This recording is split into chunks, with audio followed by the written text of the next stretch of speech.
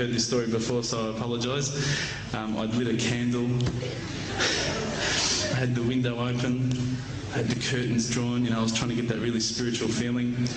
It was a nice summer night in Melbourne, as summer as it can get in Melbourne, and I was sitting there thinking, this is it, you know, this is the night. I'd been, you know, investigating all the spiritual proofs, all the scientific proofs about the fact that the mountains are the pegs, about, you know, how the embryo develops inside, you know, the woman, all these amazing proofs, but I still needed that little push. It's like I was on the edge of a cliff, I was ready to jump, I just needed a push. So I was sitting there, it was very quiet. I was reading Quran, and I stopped. I said, Allah, this is my moment. This is the time I'm about to jump into Islam. All I need is just a sign. Just a little sign, nothing huge, maybe a bolt of lightning.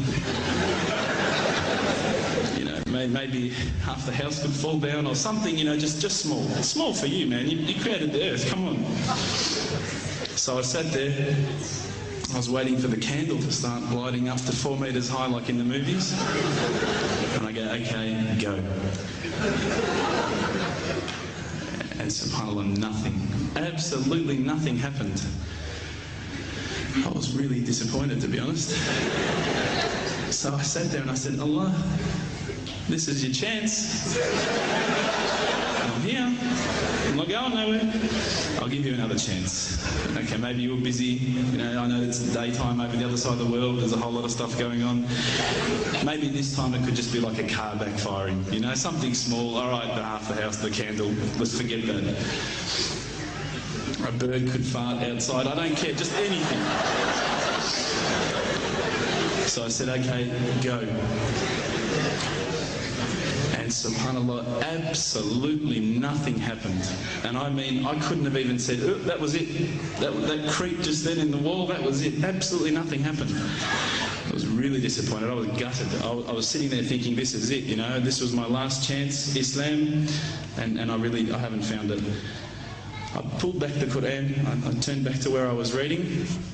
SubhanAllah, the very next verse on the next page, for those of you who ask for signs, have we not shown you enough already? Look around you, look at the stars, look at the sun, look at water. These are the signs for the people of knowledge. SubhanAllah.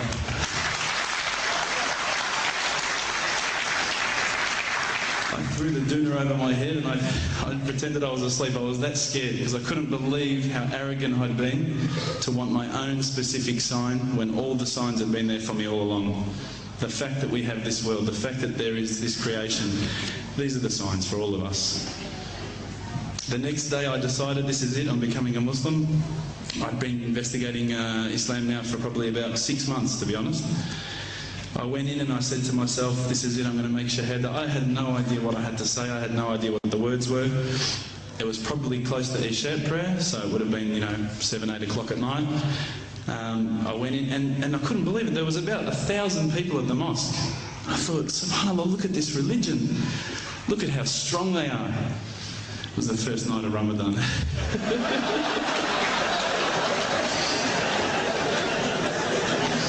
Ramadan Muslims. So I sat there and I was very nervous, I must admit. I got up and this person's going to me, you got to say these words, bro, Ashhadu. I'm going, what? Ash what? Can't I just say it in English? No, they're saying, no, you've got to say it in Arabic. And I thought, looked out over the sea of beards that I could see in front of me, and I thought, if I get these words wrong, I'm a dead man. Again, I had this fear, you know. And they were staring at me, and I don't know if you know this, but Australians can't stare. Lebanese people can stare. So I was sitting there, I was very scared. I got up, and subhanAllah, as soon as I started to say the words, all fear went out of my mind. It felt as though a shower was inside my head and someone had just turned on the cold tap. Felt like I'd been flushed clean. I said the words, and I wasn't expecting so many brothers to come up and yell, Takbir, Allahu Akbar, and start kissing me and hugging me. Now, I'd never been kissed by that many men in my life. But it was a beautiful day, I must admit.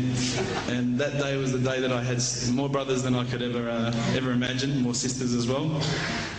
But I guess since that day I've never looked back. My family, I think, initially were very worried that I was going to be, I guess, a little bit weird towards them. They thought that I was going to break out the AK-47s and the grenades.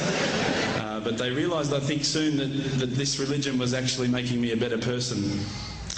Prior to Islam, you're not going to believe it, I had a mohawk. I did. I had, I'm not going to show you any photos. I had army greens, I had the Metallica t-shirt, I had the cherry docs. I was shocking, right? I thought I looked great, but I looked terrible. And alhamdulillah, ever since then I look as good as I do now. No, don't laugh, please.